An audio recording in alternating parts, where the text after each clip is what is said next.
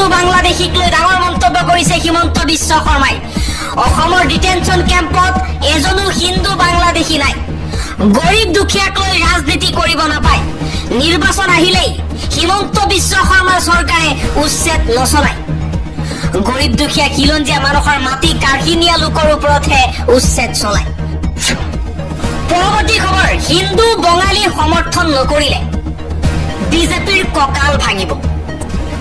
এইবাৰ হিমন্ত বিশ্ব শৰ্মাৰ বিজেপি চৰকাৰক লৈ এই মন্তব্য কৰিছে সুস্মিতা দেৱে। সুস্মিতা দেৱে কৈছে বিটিচিত বৰ্তমান সময়ত হিন্দু বঙালী লোকৰ সংখ্যা বেছি আৰু 2026 চনক লক্ষ্য কৰি হিমন্ত বিশ্ব শৰ্মাই গাদী দখল কৰাৰ বাবে এনেকুৱা ৰাজনীতি কৰি আছে। হিন্দু বঙালীসকলক লৈ ৰাজনীতি কৰিলে বিজেপিৰ কঁকাল ভাঙি যাব বুলি জানি এতিয়া হিন্দু বাঙালীসকলক সমৰ্থন কৰিছে। কিন্তু প্ৰকৃতভাৱে অসমৰ হিন্দু বাঙালীসকলক হিমন্ত বিশ্ব শৰ্মাই যি মৰ্যাদা দিব লাগে সেই মৰ্যাদা দিয়া নাই। আন এটা খবৰ, অনুপ্ৰৱেশক লৈ কঠোৰ মন্তব্য কৰিছে প্ৰধানমন্ত্ৰী মোদীয়ে। অনুপ্ৰৱেশকাৰীয়ে বিহাৰ, পশ্চিমবংগ, অসমৰ জনগাঁথনি সলনি কৰিছে। আমাৰ মা ভগ্নীসকলৰ প্ৰতি অনুপ্ৰৱেশকাৰীয়ে ভাবুকি আনিছে। বিহাৰৰ জনসভাত এই মন্তব্য কৰিছে প্ৰধানমন্ত্ৰী নৰেন্দ্ৰ মোদীয়ে। আজি বিহাৰত এখন জনসভা সম্বোধন কৰিছিল প্ৰধানমন্ত্ৰী মোদীয়ে। সেই জনসভাত অনুপ্ৰৱেশকাৰীক লৈ কঠোৰ মন্তব্য কৰিছে।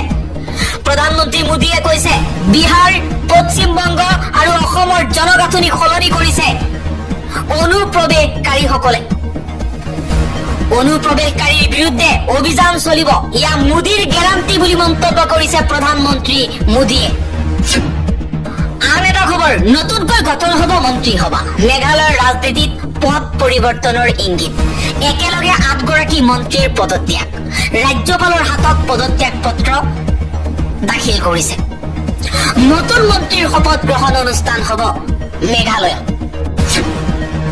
পৰৱৰ্তী খবৰ, ভাৰতলৈ ইলিছ মাছ ৰপ্তানি কৰিবলৈ 37টা বাংলাদেশী কোম্পানীক অনুমোদন ভাৰত চৰকাৰৰ।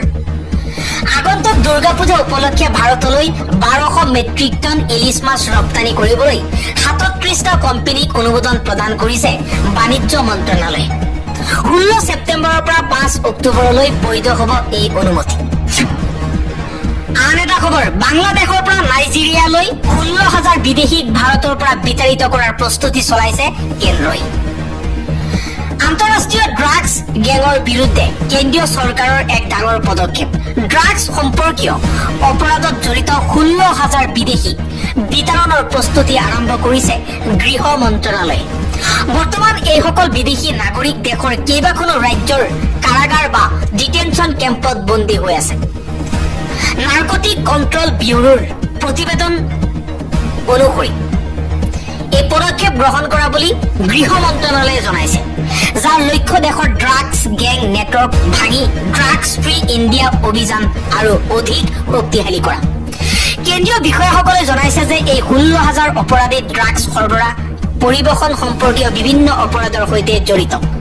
ইয়াৰে অধিকাংশ অপৰাধী Bangladesh, Philippines, Myanmar, Malaysia, Ghana আৰু নাইজেৰিয়াৰ বাসিন্দা বুলি জনাইছে।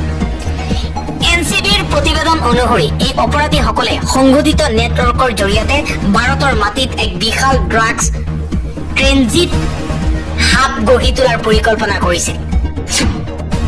পৰৱৰ্তী খবৰ, বালিপৰাত অপৰিৱৰ্তিত বান পৰিস্থিতি। খোৱাপানীৰ অভাৱত বানাক্ৰান্তৰ হাহাকাৰ। শোণিতপুৰৰ বালিপৰাৰ বামগাঁও চাহ বাগিচাত অপৰিৱৰ্তিত হৈ আছে বান পৰিস্থিতি। বাগিচাখনৰ প্ৰতিটো লাইন এতিয়া পানীৰ তলত বুৰ গৈছে। জৰাখৰ আৰু মানশ্ৰী নৈৰ বাঢ়নি পানীয়ে প্লাবিত কৰিছে বালিপৰাৰ দীঘলী বালিজান, উটমাৰী গাঁৱকে ধৰি কেইবাখনো গাঁও। বিশেষকৈ বালিপৰাৰ বামগাঁও চাহ বাগিচাৰ বাসগৃহৰ ভিতৰত এতিয়া কেৱল পানী আৰু পানী। ৰাইজে সা সামগ্ৰী লৈ বিচনাত আশ্ৰয় ল'বলগীয়া হৈছে। খোৱা পানী আৰু খাদ্যৰ অভাৱত ভুগিছে ৰাইজ।